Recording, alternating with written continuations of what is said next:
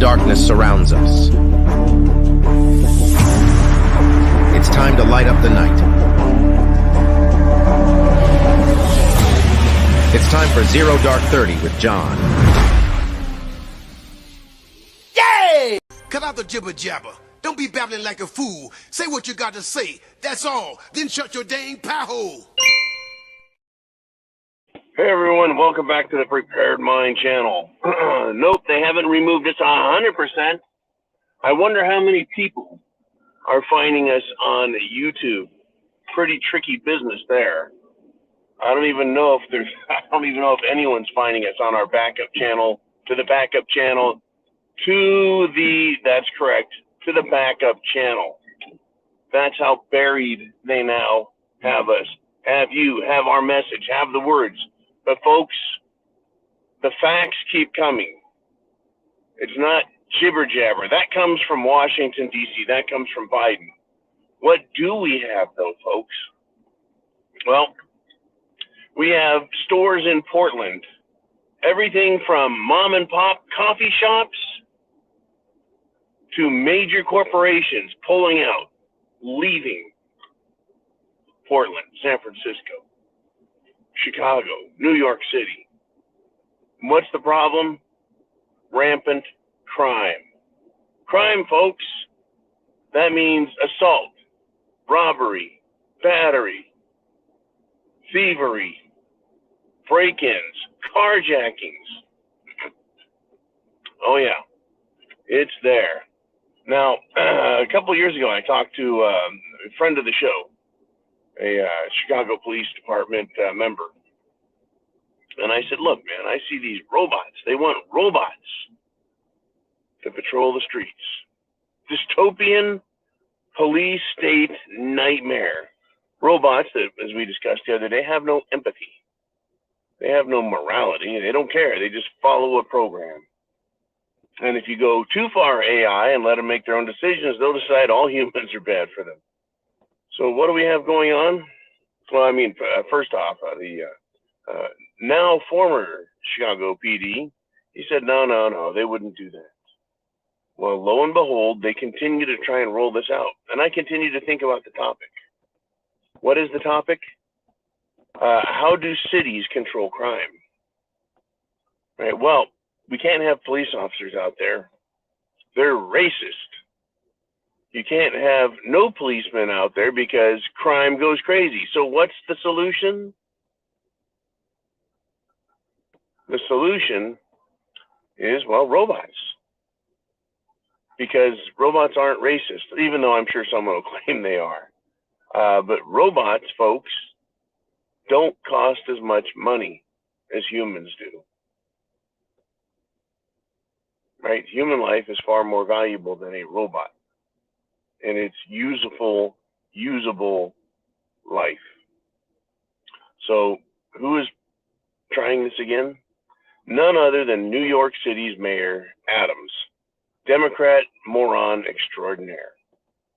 He's now setting out the robot dogs, the dogs of war. First off, the people are calling for crime to be reduced.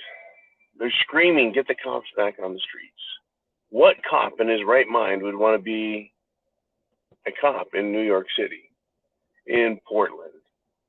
What cop in his right mind would want to have anything to do with any of those big shit cities? Well, they're the ones that are there, pretty brave. They love their cities, they love their families, their people, etc. But they're losing and continue to lose police in these cities.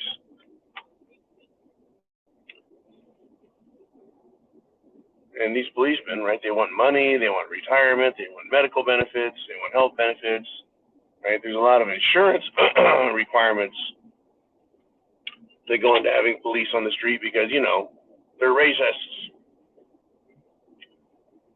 So there's money. Money is the decision. The call is for crime to go away.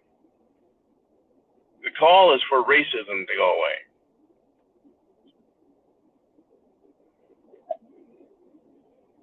So the solution for cities that are broke is to hire robot patrols. robot patrols. Now here's my thing. Say you can hire 2 robots for the cost of 1 human police person. Can the robots stop crime? Not really. Can the robots get a picture of you, identify you as the criminal or criminal suspect? Yes. Well, they already know who's committing the crimes. They're just not arresting them. They're not going out and arresting people and then charging them with the crime and then prosecuting them and then sentencing them and then holding them in jail as a penalty for fucking up on an extreme level. Right? We know who's committing the crimes and stealing and causing all the stores to be shut down. It's the homeless. It's the radical Democrats who believe that they need reparations, that they have been downtrodden and they see it as their chance, and they want all the freebies they can get while they can get it, while the system's allowing them to do this. That's where we're at with it. So we know the criminals are there. We know who they are. They can figure that out pretty quick. It's just who has the willpower to arrest them. So my question is, okay, you put these dogs out there with cameras on their heads, robot dogs. What good are they? None, right? If you're not going to arrest. So we give the dogs the power to arrest. The robots are now going to arrest people. How do they do that? Arresting a human being is a very complex process, isn't it? It's a very complex process. You gotta hold someone down. You have to get their arms behind their back. You have to put the cuffs on. It takes a lot of dexterity and strength, especially if the person is either resisting or the person does not have the flexibility. You know, they can't do these things. And then how does the person get up off the ground? Typically, that takes a police officer to get them off the ground. So what are they going to do? A robot dog and even a bipedal robot doesn't have the ability to do what a human does. Not yet.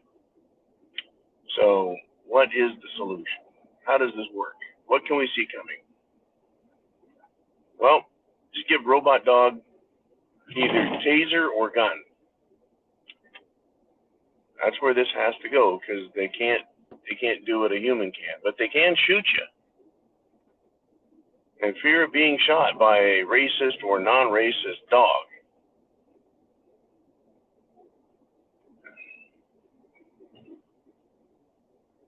That's going to keep people in line.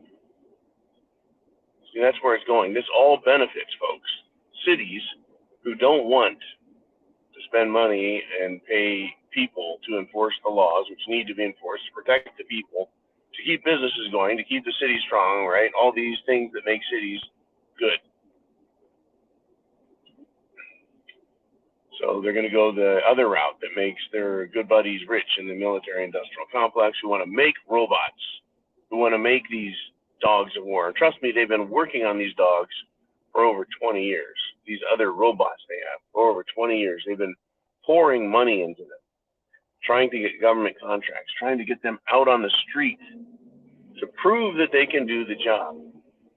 But they've got to give these robots the power to stop crime, the power to essentially deter crime, and that is through the exercise of power.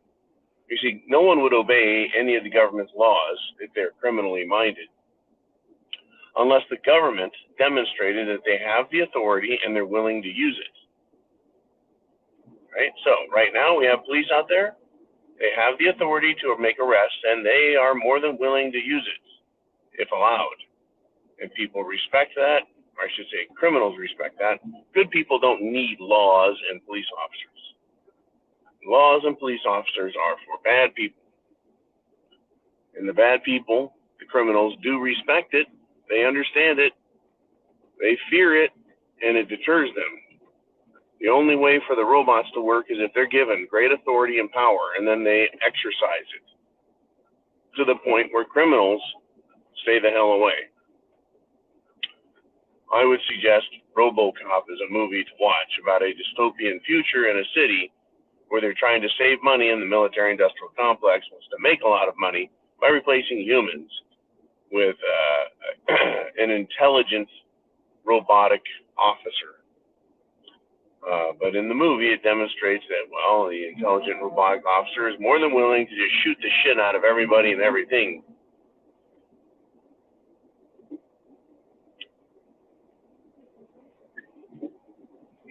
As the world really goes to shit, this is what we get, folks. This is where we're at. By the way, hit the thumbs up button. Hit subscribe if you're not subscribed to this channel. So you have one more prepared mind backup in place. And understand that they're trying to kill our free speech. They do not want us talking about their fruitcakes, ding-dongs, dipshits, and dumbasses. They don't want us talking about the future that they're trying to crash all over us. Wake up and help wake up others. That's our job. Chance favors the prepared mind. Is yours. Godspeed, Semper Fi.